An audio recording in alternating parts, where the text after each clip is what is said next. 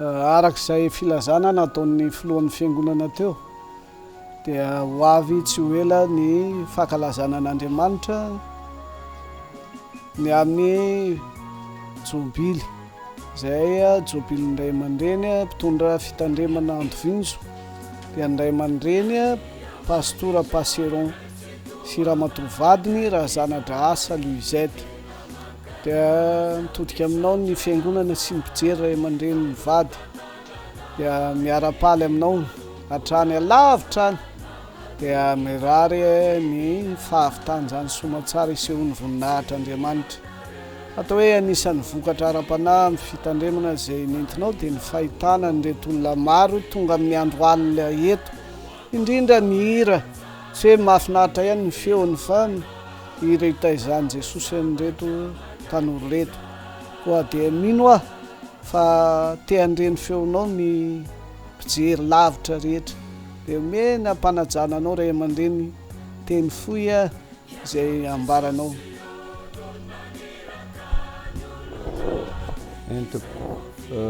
Voalohany dia misaotra an'Andriamanitra isika ny amin'ity fotoana ity izay tanteraka noho ny fandaminana avy aminy. Misaotra ny pastora ihany koa nanome fitenenana mahakasika nyzany jobily izay ankasitrahan'Andriamanitra noho ny reto mpanompo tsy mahasoa reto. Ho tanterahina tokoa ny jobily rehefa niemotra nandritra ny taona vitsivitsy tao tratra ny coronavirus dia izao vao tena tonga amin'ny fahatanterahana satria efa amin'ny 9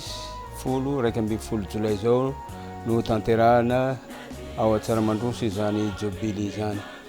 Dia misaotra n'Andriamanitra isika ny amin'izany ary misaotra ny kristiana rehetra ihany koa atao anatin'ny fitandremana izay miomana fatratra ny amin'izany andro lehibe izany. Dia izay ngamba tokoa no azo